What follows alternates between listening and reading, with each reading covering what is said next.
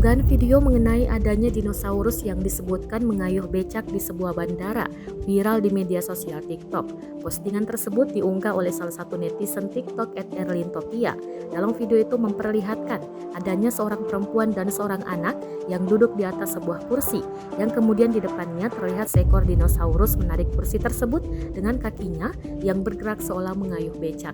Dalam sejumlah komentar yang disematkan, pengunggah memberikan keterangan bahwa adanya dinosaurus yang menarik becak tersebut berlokasi di Bandara Yogyakarta.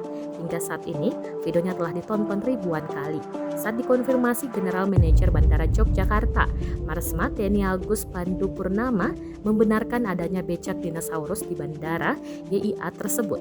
Pandu menjelaskan becak dinosaurus yang terlihat dalam video tersebut merupakan robot karya seniman Yogyakarta dengan kolaborasi para teknisi.